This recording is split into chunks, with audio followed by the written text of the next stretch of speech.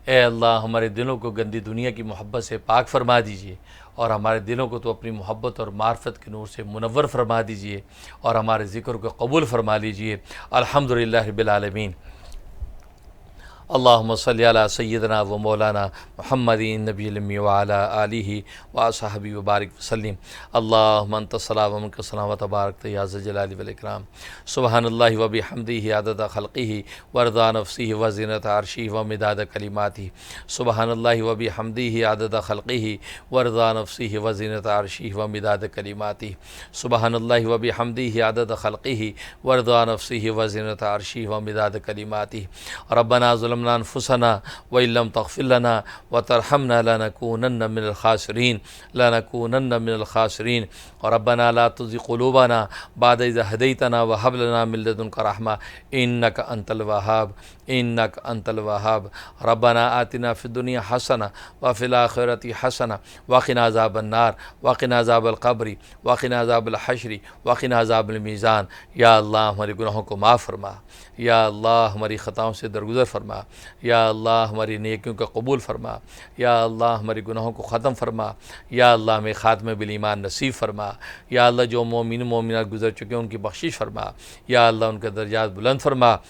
یا اللہ ہم میں سے جن کے والدین یہ کوئی ایک دنیا سے رخصت ہو چکا ہے، یا اللہ ان والدین کی بخشش فرما، یا اللہ انہیں جنت الفردوس کا اعلیٰ مقام عطا فرما، یا اللہ ہمارے مشائخ سلسلہ کے درجات بلند فرما، یا اللہ انہیں جنت الفردوس کا اعلیٰ مقام عطا فرما، ہمارے اساتذہ ہمارے شیوخ سب کے درجات بلند فرما، یا اللہ ان کی قبروں کو جنت کے باغ بنا، یا اللہ جو بیمار ہیں انہیں شفا کلی عطا فرما، صحت و عافیت عطا فرما، یا اللہ ہماری ظاہری باطنی مادی معنوی جسمانی روحانی تمام بیماریاں دور فرما، یا اللہ ہمیں صحت مند و توانا فرما، یا اللہ جو پریشان ہے ان کی پریشانی دور فرما، یا اللہ دنیا میں جہاں جہاں مسلمان مغلوب اور پریشان ہیں یا اللہ ان کو غلبہ اور نصرت عطا فرما، یا اللہ ان کی پریشانی دور فرما، یا اللہ ان کے کاروباروں میں برکت نازل فرما، یا اللہ ان کے ظاہر باطن کی حفاظت فرما، یا اللہ عالم اسلام کے بچوں کی حفاظت فرما، عالم اسلام کی عورتوں کی حفاظت فرما، بوڑھوں کی حفاظت فرما، جوانوں کی حفاظت فرما، یا اللہ عالم اسلام کے ذرے ذرے کی حفاظت فرما۔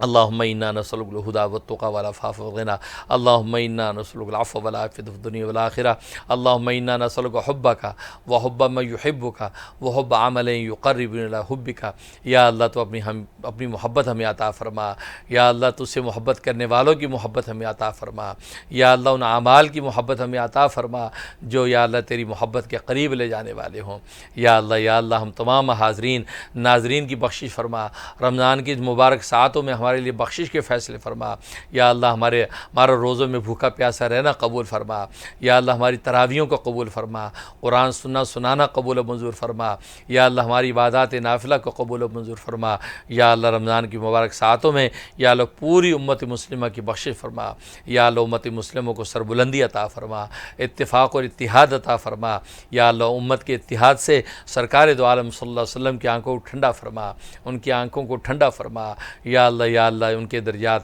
یا اللہ انہیں مقام محمود پر فائز فرما، سرکار دو عالم کو مقام محمود پر فائز فرما، یا اللہ ان کی روحانی توجہات سے پوری امت مسلمہ کو اجتماعی طور پر یا اللہ متحد ہو کر یا اللہ دین اسلام کے پرچم کو بلند کرنے کی توفیق عطا فرما۔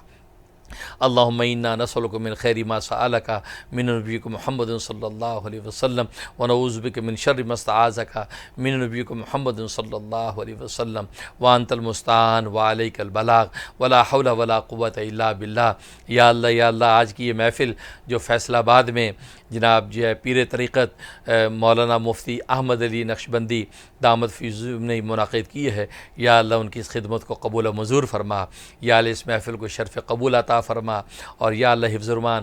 بنوری صاحب ان کی تشریف آوری کو قبول و منظور فرما، اور بھی جو حضرات یا علماء کرام تشریف لائے ہیں اور جو عوام الناس معززین آئے ہیں، یا اللہ سب کی حاضری کو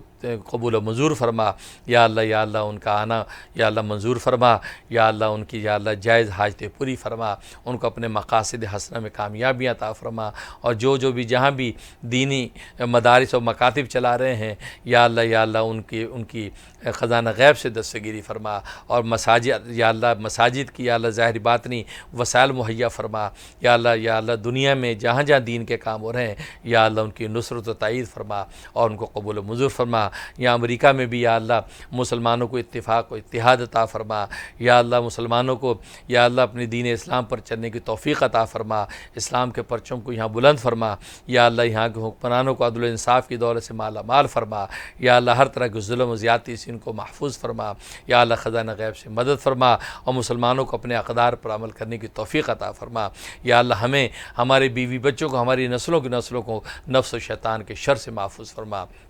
ربنا تقبل منا انك انت السميع العليم وتب علينا انك انت التواب الرحيم وصلى الله تعالى على خير خلقه محمد وآله وأصحابه اجمعين برحمتك يا ارحم الراحمين۔